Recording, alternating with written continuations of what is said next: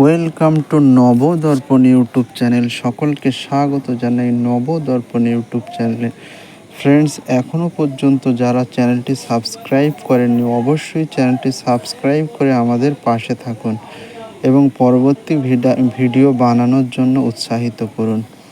চলুন ভিডিওটি শুরু করি। ফ্রেন্ডস, আজকে আলোচনা করব তাজমহলকে নিয়ে।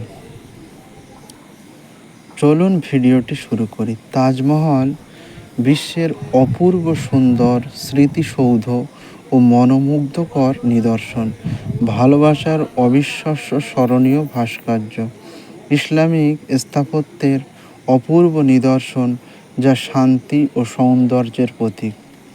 1631 খ্রিস্টাব্দে শাহজাহান, যিনি মুঘল আমলের সমৃদ্ধশালী সম্রাট ছিলেন, তার দ্বিতীয় স্ত্রী মুমতাজ মহলের মৃত্যুতে প্রচণ্ডভাবে শোকাহত হয়ে পড়েন।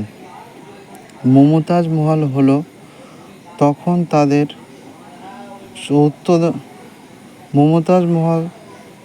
তাদের চতুর্দশ কন্যা সন্তান গৌহর বেগমের জন্ম দিতে গিয়ে মৃত্যুবরণ করেছিলেন। তাজমহলের নির্মাণ কাজ মুমতাজের মৃত্যুর পর শুরু হয়। মূল সমাধিটি সম্পূর্ণ হয় 1648 খ্রিস্টাব্দে এবং চারিদিকে ইমারত এবং বাগান ও 5 বছর পরে তৈরি হয়। 1663 খ্রিস্টাব্দে আগ্রা ভ্রমণ করে ফরাসি পর্যটক ফ্রান্সিস বেরনিয়ার। তিনি যা লিখেছেন তার বাংলা অনুবাদ। দুটো বিস্ময়কর সমাধির বিবরণ দিয়ে আমি চিঠিটি শেষ করব। যারা আগ্রাকে দিল্লির চেয়ে শ্রেষ্ঠ করেছে, একটি নির্মাণ করেছে সম্রাট জাহাঙ্গীর তার পিতা আকবরের সম্মানে এবং অন্যটি সম্রাট শাহজাহান তার স্ত্রীর স্মরণে। তৈরি করেছেন তাজমহল, যা অসাধারণ সৌন্দর্যের অধিকারী। স্বামী তার স্ত্রীর শোকে এতই শোকার্ত যে স্ত্রী জীবনে যেমন তার সাথেই ছিলেন, মরণে তিনি তার কবরের কাছেই থাকবেন। তাজমহল তৈরি হয়েছে বিভিন্ন ঐতিহ্যবাহী নকশার উপর, বিশেষ করে পারস্য ও মুঘল স্থাপত্য অনুসারে। নির্দিষ্ট কিছু নকশা তিমুর ও মুঘল ইমারতের মত হুবহু করা হয়েছে, যাদের মধ্যে তিমুরের গুরি আমির, সমরখন্দে মুঘল সাম্রাজ্যের পূর্বসূরি ও হুমায়ুনের মাজার, ইমাদুদ্দৌলার মাজার এবং দিল্লিতে শাহজাহানের নিজের তৈরি দিল্লি জামে মসজিদ। তার পৃষ্ঠপোষকতায় মুঘল ইমারত পরিমার্জনের এক নতুন স্তরে পৌঁছায়, যেখানে পূর্ববর্তী মুঘল ইমারতসমূহ তৈরি হয়েছিল লাল বেলে পাথরে। শাহজাহান চালু করেছিলেন সাদা দামি মার্বেল পাথরের প্রচলন।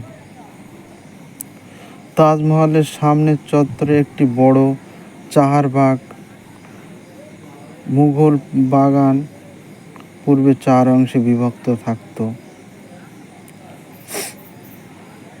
বাগানের প্রতি চতুর্থ অংশ উঁচু পথ ব্যবহার করে ভাগগুলোকে 16টি ফুলের বাগানে ভাগ করা হয়। মাজার অংশ এবং দরজার মাঝামাঝি অংশ এবং বাগানের মধ্যখানে একটি উঁচু মার্বেল পাথরের পানির চৌবাচ্চা বসানো আছে এবং উত্তর দক্ষিণে সরল রৈখিক চৌবাচ্চা আছে, যাতে তাজমহলের প্রতিফলন দেখা যায়। এছাড়া বাগানে আরও বেশ কিছু বৃক্ষ শোভিত রাস্তা এবং ঝর্ণা আছে। চাহারবাগ ভারতে প্রথম করেছিলেন প্রথম মুঘল সম্রাট বাবর, যা পারস্যের বাগানের মতো করে নকশা করা হয়েছিল। চারবাগ মানেই যাতে স্বর্গের বাগানের প্রতিফলন ঘটবে। মুঘল আমলের লেখায় এক ফার্সি মরমীবাদী স্বর্গের বাগানের বর্ণনা দিয়েছিলেন।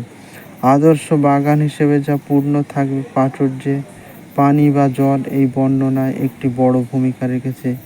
এই লেখায় স্বর্গের বাগানের মধ্যখানে একটি পাহাড় থেকে তৈরি হয়েছে 4টি নদী, আর তা আলাদা হয়ে বয়ে গেছে বাগানের উত্তর, পূর্ব ও পশ্চিমে। প্রায় সব মুঘল চারবাগ সম চতুর্ভুজাকৃতির। 4 বাগানের মধ্যখানে মাজার বা শিবির থাকে। কিন্তু তাজমহল এই বিপরীতে অন্যগুলোর থেকে আলাদা, কারণ এর মাঝার অংশটি বাগানের মধ্যখানে হওয়ার বদলে বাগানের এক প্রান্তে অবস্থিত। যমুনা নদীর অপর প্রান্তে নতুন আবিষ্কৃত মাহতাব বাগ অন্যরকম তথ্যের আভাস দেয়, যা যমুনা নদীটি বাগানের নকশায় অন্তর্ভুক্ত করা হয়েছিল, যাতে তা স্বর্গের নদী হিসাবে অর্থবহ হয়। বাগানের বিন্যাস এর স্থাপত্যের বৈশিষ্ট্য, যেমন এর ঝর্ণা, ইট অথবা মার্বেলের রাস্তা এবং জ্যামিতিক ইটের রেখার ফুলের বিছানা, এগুলো হুবহু শালিমারের মতো এই ক্রম নকশা করেছেন একই প্রকৌশলী আলী মারদান। কেমন লেগেছে ভিডিওটি জানাবেন কমেন্ট করে। সকলে ভালো থাকবেন, সুস্থ থাকবেন, আর অবশ্যই আমাদের চ্যানেলটি সাবস্ক্রাইব করে আমাদের পাশে থাকবেন। সকলে ভালো থাকবেন, সুস্থ থাকবেন। Thank you for watching.